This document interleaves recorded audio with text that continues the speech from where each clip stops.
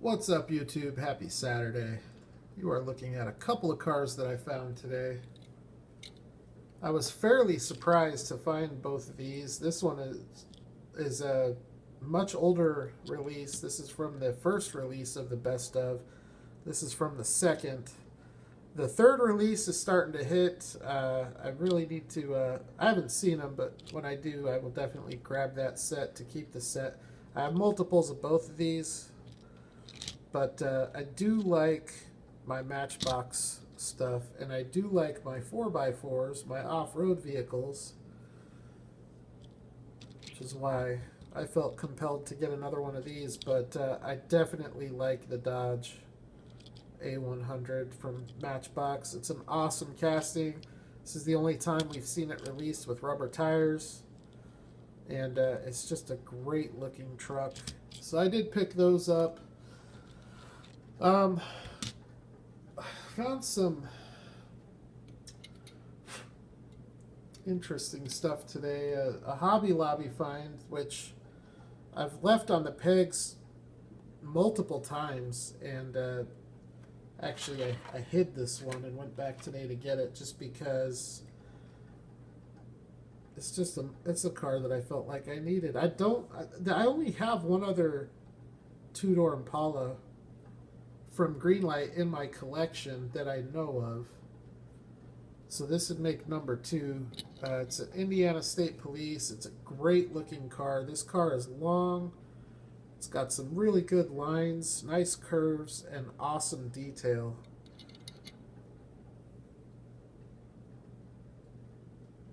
So just a sweet looking car. I really dig the wheels, white Steelies with the chrome hubcaps.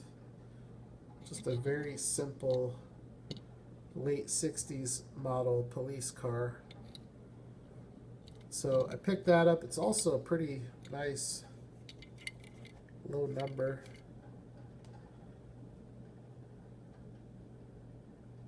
Not the lowest that I have, but definitely low enough.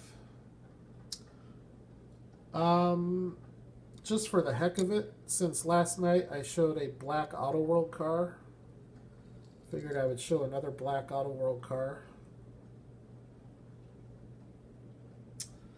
This here is the 1971 Dodge Challenger RT, a dope looking car. When Auto World puts cars out in black,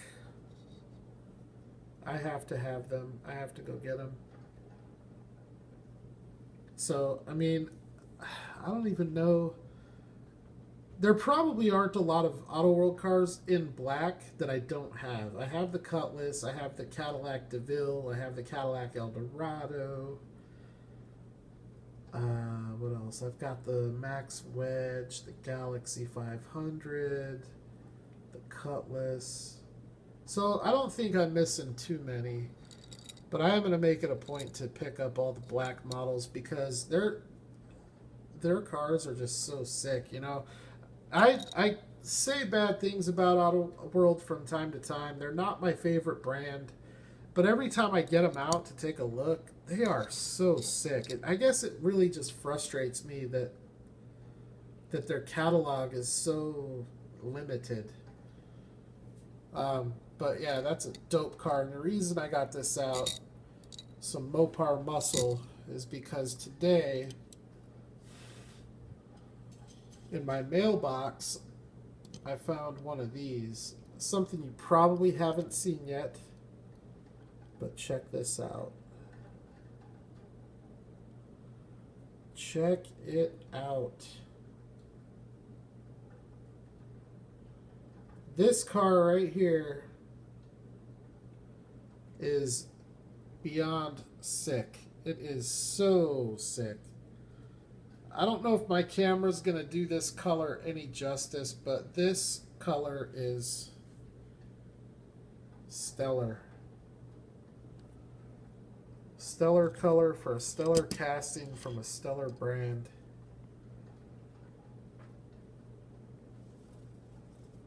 So this right here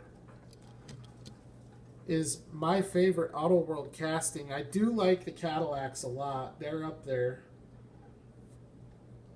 I do like the 66 and 70 Chevy Impalas a lot. I do like the Cuda.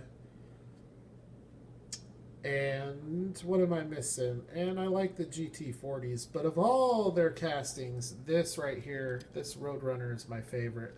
So this is a 1974. But since I got this in the mail today and figured I would show it, I also figured I would show some of the older ones. So the first one that came out was this guy right here. This is a licensed premium. It's been out for probably about 4 years. Very difficult to find.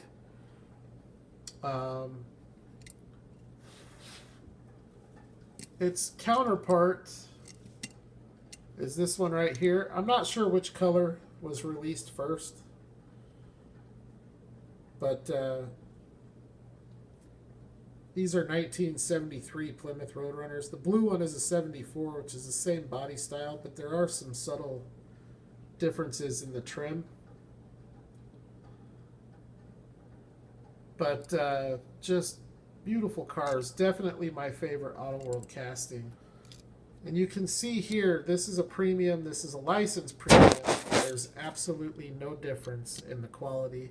There is a misconception out there that the licensed premium is their best lineup of cars. And while it is the best from a marketing and packaging standpoint, there is absolutely no difference in the quality of the casting. They're exactly the same amount of metal, exactly the same amount of detail.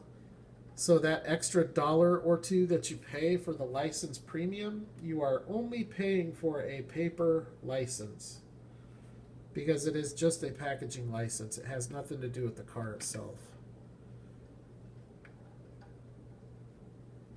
Or I shouldn't say the car. It has a lot to do with the car. It has nothing to do with the casting. Basically, when they, like this, it was licensed for Hemmings magazine. And to get that license, because it's an actual car owned by an actual person, they had to obtain that licensing.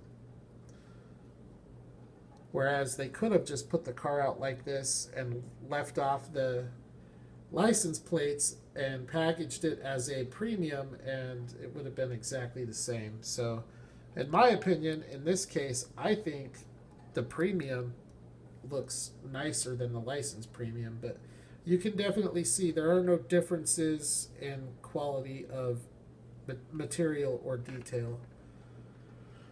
So, anyways, the red and gray were the first two and the only two. These are the only two Roadrunners that Auto World has put out in a long time, and that's why, because of how scarce these are and how hard they are to find, if you do come across one of these, you can expect to pay, I would say, between $30 and $40 for the car. And because of that, when I saw this car show up on eBay for $6 and $4 for shipping, I had to buy at least a few. And I'm thinking about going back and buying the rest. I'm very tempted, because it ain't going to stay that cheap for very long, at least not in my opinion. Although, what is very surprising to me, I apologize for the bad camera work, they did make 2,500 of them. Check out the card art. That is just dope. So this is from 2017 release 3, version A. 74 Plymouth Roadrunner. These are the other cars that came out in the release. The 65 Cuda, 75 Trans Am, the 72 Chally, 76 DeVille, and the 2017 Mustang. I do need to get the Cuda.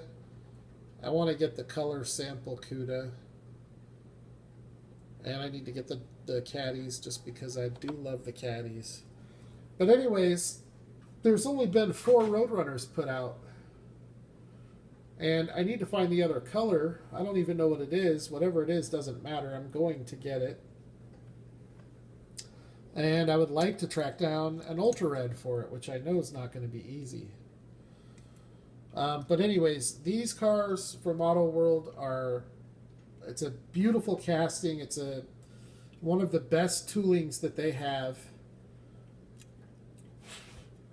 And it really, when I take these out to look at them, it really does give me a new appreciation for how nice Auto World castings are. They really are the best brand on this side of the Pacific. I'm sorry, I'm a Greenlight fan. Greenlight is my brand. That is the main brand that I collect.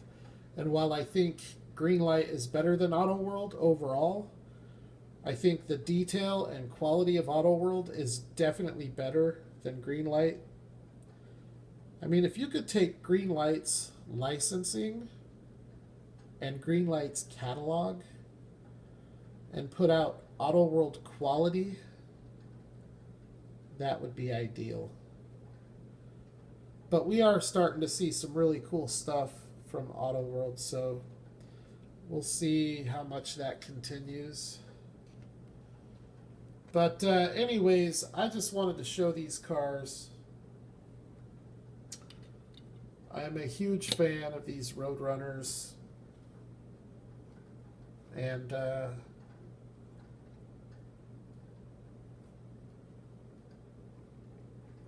definitely nice looking.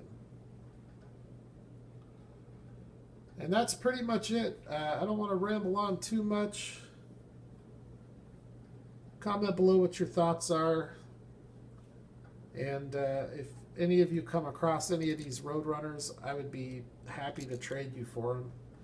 Especially if you come across an Ultra Red, I would love to trade. I'll trade heavy for the Ultra Red. If you want some Kyosho or some Tomica Limited Vintage or something like that, let me know and I'll hook you up. Other than that, still waiting on a package from Japan, but when that package shows up, there will definitely be an awesome video to go along with it. But until next time, you all have a good rest of your holiday. Barbecue hard, hunt diecast harder, and I will holler at the next one.